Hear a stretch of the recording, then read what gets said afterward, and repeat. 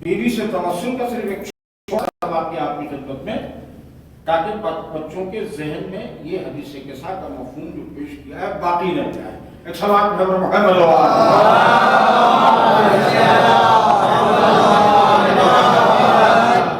ایک کتاب ہے کیفر کردار، اس کی جلد دوسری جلد میں ایک واقعہ تحریر ہے سن 1349 ہجری کا، کوئی زیادہ دن نہیں،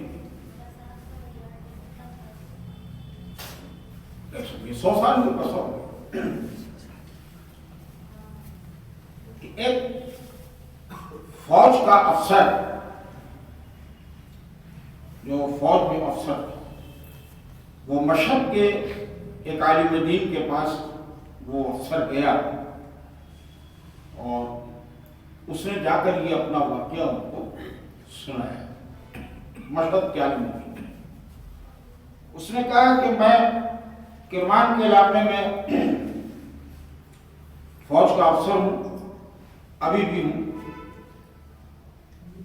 اور میری ڈیوٹی جو ہے اسلحہ خانے پہ رہتی ہے، جہاں اسلحے ہوتے ہیں، رائفل 303 LMG گن، اور میرے اس اسلحہ خانے سے 5 اسلحے چوری ہو گئے، اور جس دن چوری ہوئے اس کے دوسرے دن حکم نامہ جاری ہوا کہ فلاں تاریخ کو معائنے کے لیے افسران آ رہے ہیں، اسلحے کے معائنے کے لیے.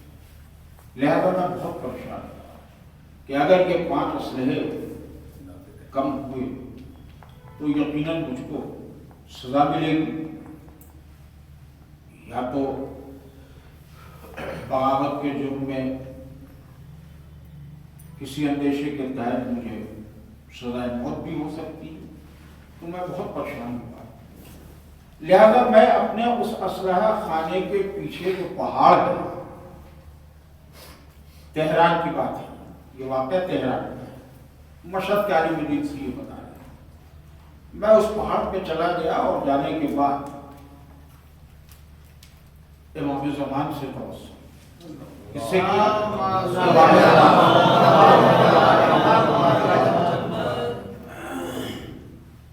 کہا ہوگا آغثنی و فرجنی یا مولا یا خالق، میری سن لی ہوئی دعائے توسل پڑھتے ہیں.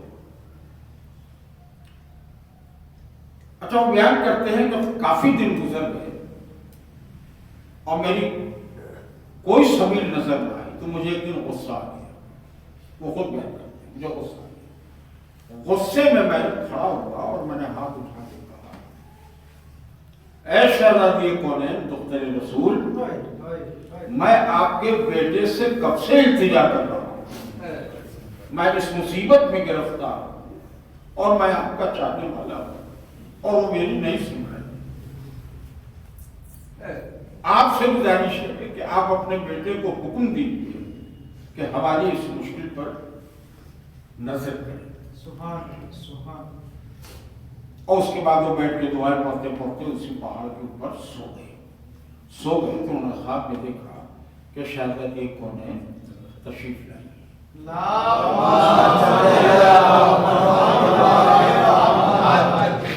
اس ایام فاطمی کا بہترین فائدہ کم از کم تو یہ ہے کہ اگر میرے بچے توسل کرنا سیکھ جائیں، دعا میں بڑی طاقت.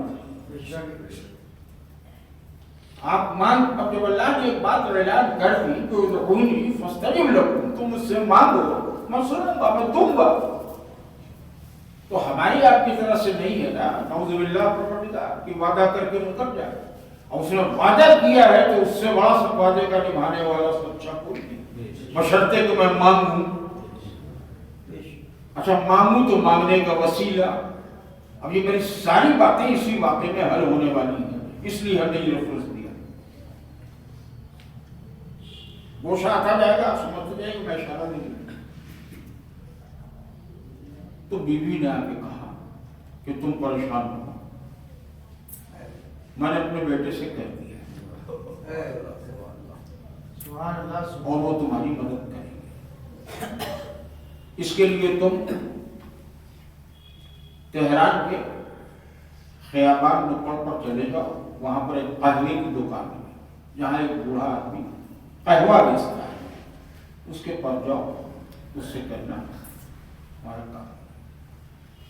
یہ صبح اٹھتے ہی وہ فوراً وہاں پہنچ گئے اور جب دیکھا کہ ایک ضعیف آدمی ہے اور وہ قہوہ بیچ رہا ہے تو وہیں خاموش کھڑے گئے، اس سے کچھ کہا نہیں۔ تھوڑی دور چلے گئے، وہاں پر کھڑے رہے اس انتظار میں کہ جب شہزادی نے مجھ سے کہا ہے تو ان کے فرزند آئیں گے ضرور، اور آئیں گے تو اسی قہوے خانے میں اسی کے پاس آئیں گے۔ ایک دن گزر گیا، 2 دن گزر گیا، 3 دن گزر گیا۔ اچھا روزانہ شام کو ہی اسی پہاڑ پہ جا کے، اچھا گھر نہیں جاتے تھے، پہاڑی پہ جا کے بیٹھ جاتے تھے اسی اصلاح خانے کے پیچھے، وہیں رات بسر کرتے تھے، دعا کرتے تھے۔ جب 3 دن گزرا تو یہ اس قہوے خانے میں آئے اور اس بزرگ سے کہا کہ کیا کوئی شخص ہم کو پوچھنے نہیں آئے؟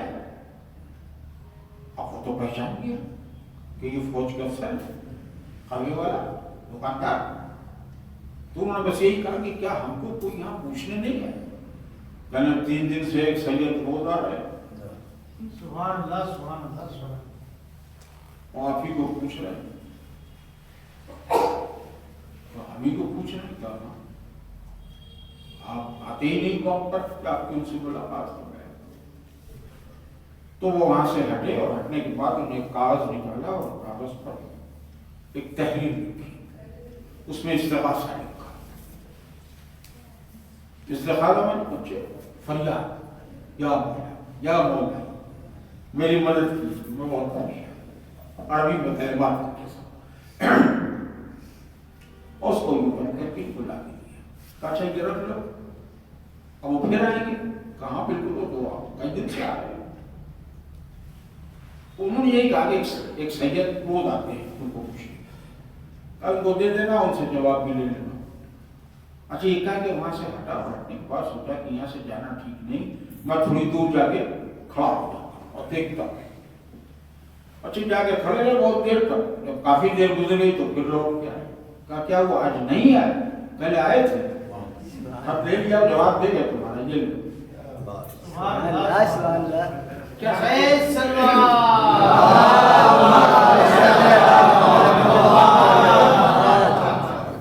آپ نے کچھ بہت غیبت سے امام فرماتے ہیں کہ اگر میں ایک لمحے کے لیے اپنی نظر پھیر دوں تو دنیا میں تم تحوالہ ہو جاؤ۔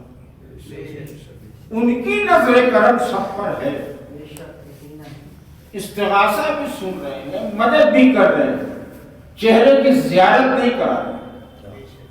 سبحان اللہ سبحان اللہ۔ اس کا مطلب یہ ہے کہ ہم اپنی ضرورت پہ ان کو پکارتے تو ہیں، لیکن ہم اپنے کو ویسا نہیں بنا پاتے جیسا وہ چاہتے ہیں۔ ایک سماعت میں محمد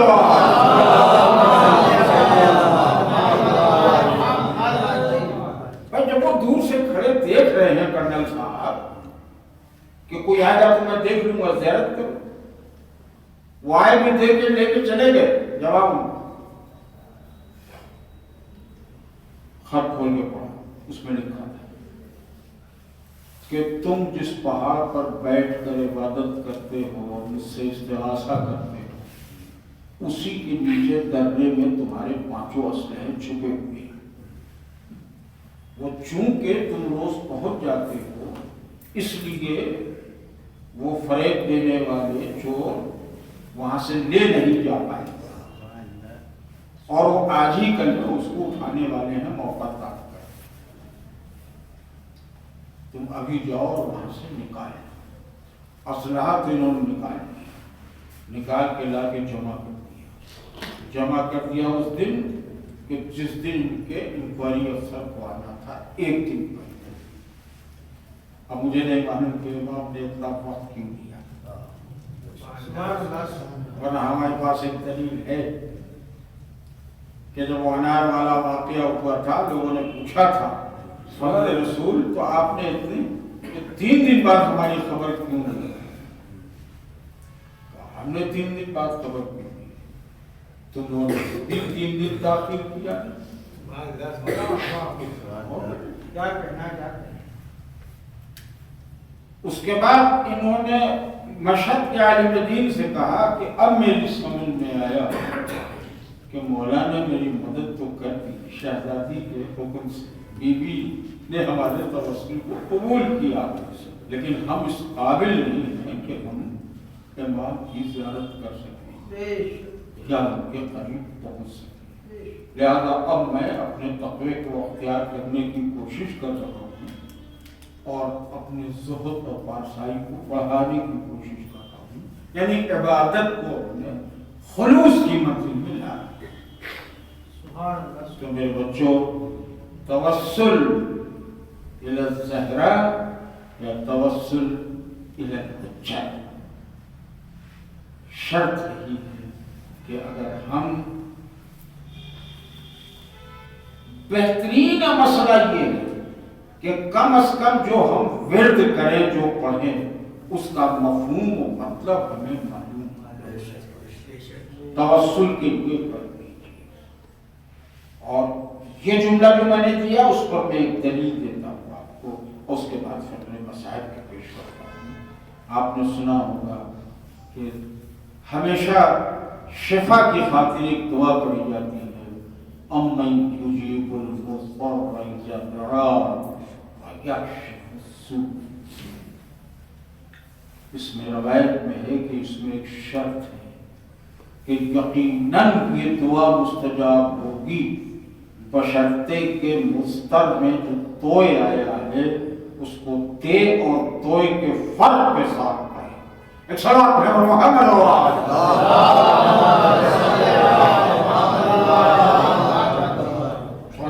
سرکار ایک بار اور ان کی دعا